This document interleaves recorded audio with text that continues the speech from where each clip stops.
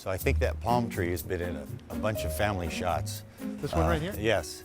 It was the background for a lot of family photos back then. Oh, yes, it was. And Gary Mitrovich can tell you a lot of other things about this neighborhood. Well, we're at the intersection of 53rd and Meade Street, which is just south of El Cajon Boulevard. Family things, sure. His grandfather put up some apartments here. That was years ago.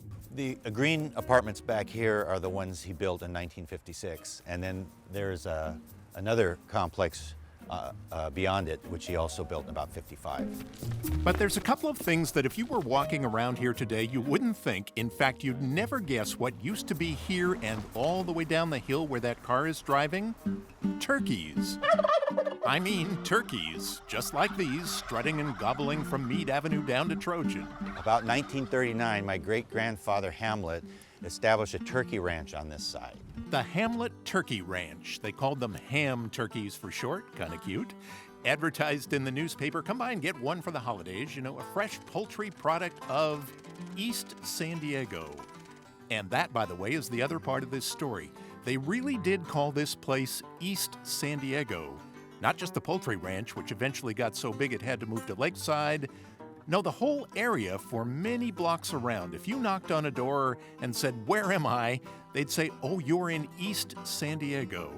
Not San Diego, you understand. No, the city of East San Diego. It was an incorporated city, incorporated in 1912. They had 4,000 people living here from the get-go, and they did everything independently and separately from downtown San Diego, and that's what they wanted. Separate city, from Boundary on down to 54th Street and El Cajon Boulevard south to about where the 94 is today. Own police department, own mayor and council. They had their own city plumber, city treasurer, city assessor.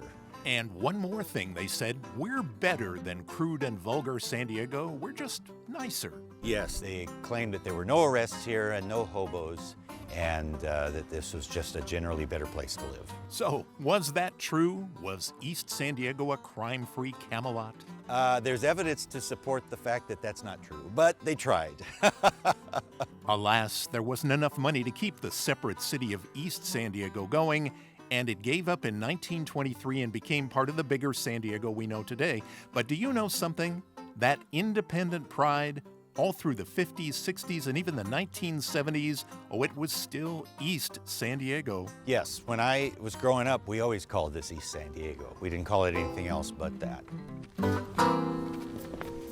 Walking around, there are still things Gary remembers about the old neighborhood.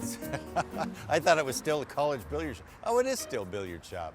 But the Golden Rule City from even before his great-grandparents' time has been gone most of a century. Now we call it City Heights. And here at 53rd and Meade, if you happen to be walking or driving by, you might give a thought to his great-grandpa Hamlet. Right here, he grew just the best turkeys, they say, in a time and at a place etched in history about San Diego.